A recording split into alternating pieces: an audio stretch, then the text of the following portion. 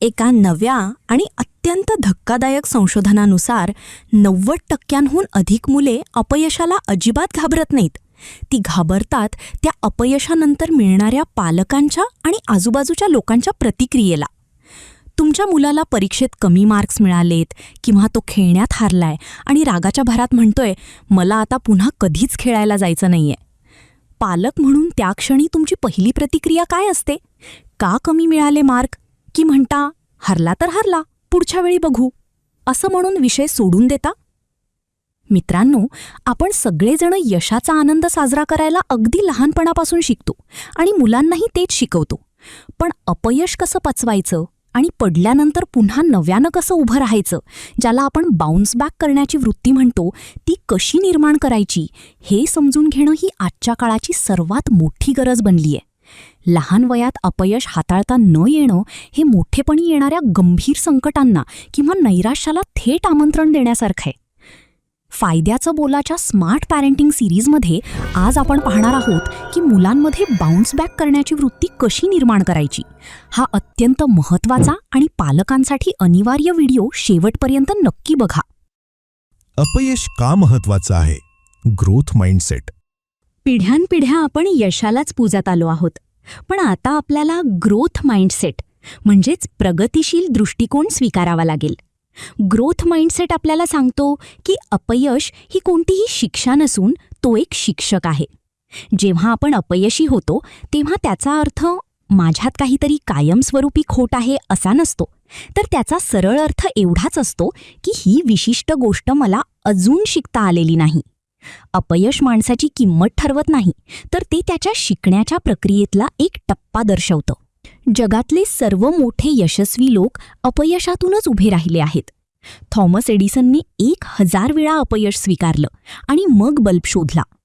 सचिन तेंडुलकरला सुद्धा सुरुवातीच्या काळात खूप टीका सहन करावी लागली होती. पण आपल्या मुलांना हे समजत नाही. त्यांना अपयश म्हणजे मी कमी आहे असं वाटतं. इथेच आपली जबाबदारी येते. आपण आपल्या मुलांना ग्रोथ माइंडसेट शिकवायला हवं. ग्रोथ माइंडसेट म्हणजे काय? तर मुलाला हे समजायला हवं की मी या गोष्टीत अयशस्वी नाहीये, तर मी ही गोष्ट अजून शिकलो नाहीये. जेव्हा मुलांच्या मनात हा विचार रुजतो तेव्हा ते अपयशाने खचत नाहीत, तर अधिक जोमाने प्रयत्न करायला तयार होतात. मुलांना अपयशाची भीती असते की अपयशानंतरच्या प्रतिक्रियेची? मुलं परीक्षेला किंवा खेळातील अपयशाला घाबरत नाहीत. ती घाबरतात त्यानंतर होणाऱ्या प्रतिक्रियेला. 90% मुलांना हेच वाटतं की मी हरलो तर आईबाबांना काय वाटेल, मित्र काय म्हणतील, ते माझ्यावर प्रेम करतील का, की ते मला लूझर समजतील. आपण नकळत मुलांच्या मार्क्स त्यांच्या अस्तित्वाशी जोडतो. तुला चांगले मार्क्स मिळाले तरच तू हुशार, हा विचार त्यांच्या मनात अपयशाची प्रचंड भीती निर्माण करतो. जेव्हा ही भीती मनात बसते तेव्हा मुलं प्रयत्न करणंच सोडून देतात. लहान मुलांसाठी पालकांचं प्रेम आणि मान्यता ही जगातील सर्वात सुरक्षित जागा असते. जेव्हा आपण कळत नकळत त्यांच्या यशाला आपल्या प्रेमाशी जोडतो तेव्हा ती सुरक्षित जागाच धोक्यात येते. ही परिस्थिती अशी आहे की आपण एखाद्या लहान मुलाला कुठल्याही सेफ्टी नेटशिवाय एका उंच तारेवरची कसरत करायला लावत आहोत. जर तो यशस्वी झाला तर टाळ्या मिळतील, पण जर तो पडला तर त्याला झेलायला खाली कोणीच नाहीये, ही भावनाच मुळात खूप भयानक आहे. विचार करा, आपण आपल्या मुलाला यशस्वी बनवण्यासाठी धावतोय की खंबीर बनवण्यासाठी? यशस्वी माणूस एकदा पडला की खचू शकतो, पण खंबीर माणूस 10 वेळा पडला तरी 11व्या वेळी जिद्दीने उभा राहतो. त्यांना अपयशाकडे शिकण्याची संधी म्हणून बघायला शिकवा. जेव्हा तुमचं मूल खेळात हरतं तेव्हा त्याला फक्त वरवरचं काही होत नाही म्हणू नका. त्याऐवजी त्याला म्हणा, आज तू खूप छान खेळलास, पण समोरच्या टीमने कोणती अशी गोष्ट केली ज्यामुळे ते जिंकले? आपण त्यांच्याकडून काय शिकू शकतो?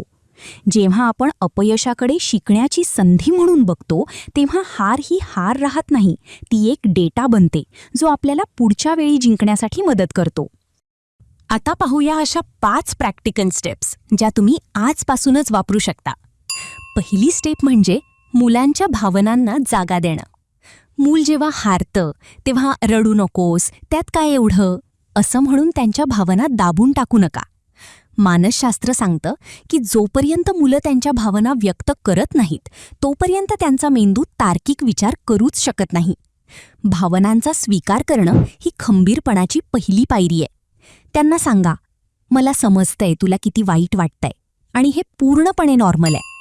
दुसरी पायरी म्हणजे कौतुक करताना निकालाऐवजी प्रयत्नांवर लक्ष केंद्रित करणं. जेव्हा तुम्ही मुलाच्या हुशारीचं किंवा टॅलेंटचं कौतुक करता तेव्हा तुम्ही अशा गोष्टीला महत्त्व देता जी त्याच्या नियंत्रणात नसते. यामुळे पुढच्या वेळी कमी मार्क्स मिळाल्यावर त्याला वाटतं की माझी हुशारी संपली.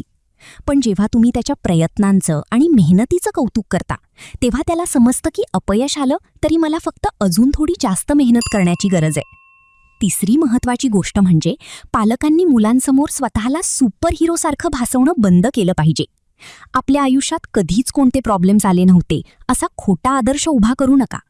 यामुळे मुलाला वाटतं की माझे आईबाबा तर कधीच चुकत नाहीत, मग माझ्याकडूनच एवढ्या चुका का होत आहेत. हा खोटा मुखवटा बाजूला करा आणि स्वतःच्या आयुष्यात आलेली अपयशे मुलांसोबत शेअर करा. जेव्हा मुलं हे ऐकतात तेव्हा त्यांना मोठा मानसिक दिलासा मिळतो की आपले आईबाबाही कधीतरी हरले होते. चौथी स्टेप म्हणजे मुलाला मला हे जमत नाही या वाक्याऐवजी मला हे अजून जमत नाही, I don't know this eight असं म्हणायला शिकवा.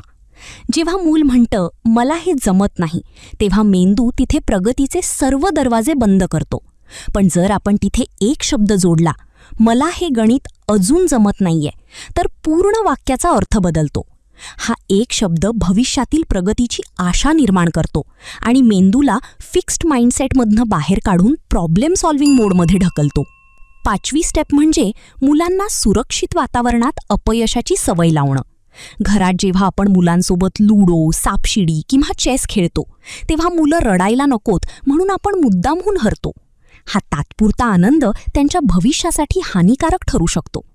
घर हे मुलांसाठी जगातील सर्वात सुरक्षित सिम्युलेटर आहे, जिथे ते आयुष्याचं ट्रेनिंग घेतात. त्यांना मुद्दाम जिंकवू नका, त्यांना हरू द्या. हारल्यावर ते रडतील, चिडतील, पण तो राग कसा हाताळायचा हे त्यांना घरातच शिकू द्या, जेणेकरून बाहेरच्या कठोर जगात ती हार त्यांना सहज पचवता येईल. सर्वात महत्त्वाची गोष्ट म्हणजे तुलना बंद करा. त्याला किती मिळाले किंवा तो कसा जिंकला हे विचारणं म्हणजे मुलाच्या जखमेवर मीठ चोळण्यासारखं आहे. प्रत्येक मुलाची गती वेगळी असते. तुमचा मुलगा आज जिथे आहे तो उद्या तिथून एक पाऊल पुढे कसा जाईल याकडे लक्ष द्या.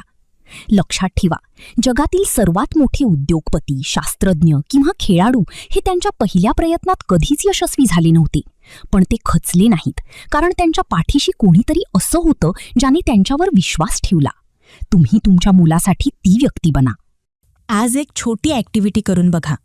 तुमच्या मुलाला रोज रात्री विचारा, आज तू कोणती अशी गोष्ट केली ज्यात तुला अडचण आली किंवा तू चुकलास आणि तू त्यातून काय शिकलास. जेव्हा आपण चुकांवर चर्चा करणं नॉर्मल करतो तेव्हा मुलं चुका लपवत नाहीत, ते धीटपणे सांगतात आणि पुन्हा प्रयत्न करायला सज्ज होतात.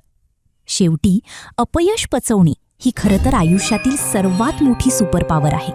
ती जर मुलांना लहान वयातच मिळाली तर ती आयुष्यात कितीही मोठी संकटे आली तरी कधीही हार मानणार नाहीत. ती खंबीरपणे उभी राहतील. हा व्हिडिओ तुम्हाला कसा वाटला? एखाद्या खास विषयावर तुम्हाला व्हिडिओ हवा असल्यास कमेंटमध्ये नक्की सांगा. भेटूया पुढच्या भागात. तोपर्यंत पाहत रहा फायद्याचं बोला.